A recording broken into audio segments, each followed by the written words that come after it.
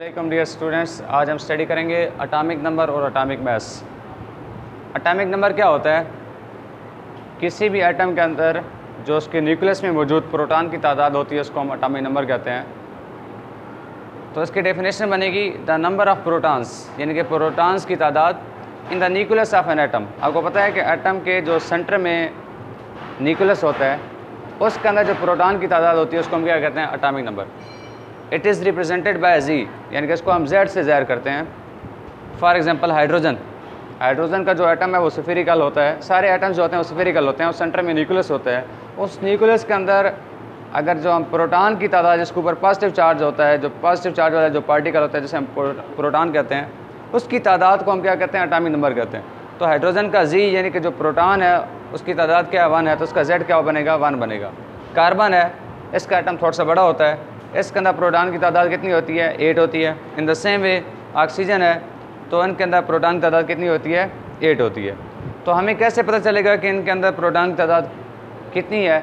हमारे पास periodic table होता है जिसमें तमाम एलिमेंट्स होते हैं।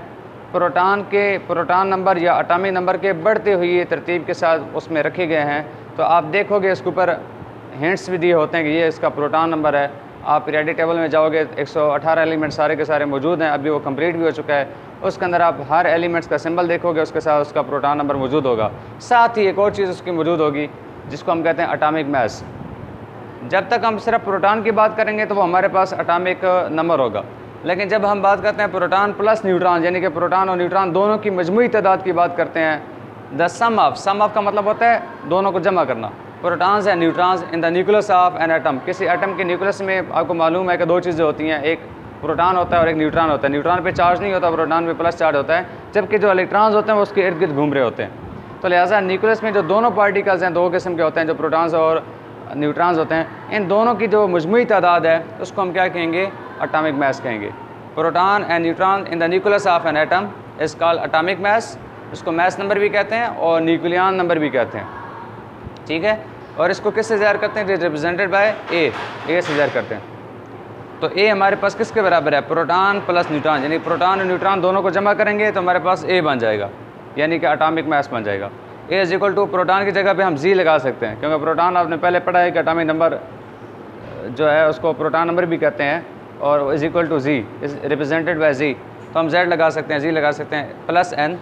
तो इस तरह अगर हमने न्यूट्रॉन की तादाद मालूम करनी है तो तमाम एटॉमिक जो मास है उसमें से प्रोटॉन नंबर को माइनस करेंगे तो हमारे पास न्यूट्रॉन्स की तादाद आ जाएगी, जो कि हम न्यूमेरिकल्स में करेंगे।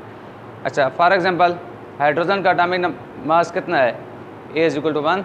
कार्बन का कितना है जी? प्रोटॉन प्लस न्यूट्रॉन दोनों मिलके 6 प्रोटॉन है, 6 न्यूट्रॉन है, तो 12 बन जाते हैं। ऑक्सीजन का 8 प्रोटॉन है और 8 ही क्या है जी? न्यूट्रॉन है, तो 16 बन जाते हैं। तकरीबन आप समझ सकते हैं कि जो मास नंबर होता है तकरीबन वो एटॉमिक नंबर से डबल होता है, लेकिन ज़रूर नहीं है कि हमेशा डबल हो। बाज़ औक़ात डबल से थोड़ा सा ऊपर नीचे भी हो सकता है, लेकिन डबल के करीब करीब होता है। तो मास नंबर हमेशा एटॉमिक नंबर से डबल होता है, करीबन डबल के करीब करीब होता है। इस तरह हमारे पास नाइट्रोजन है, तो नाइट्रोजन में आप देखोगे तो इसका एटॉमिक मास कितना है जी? 14 है।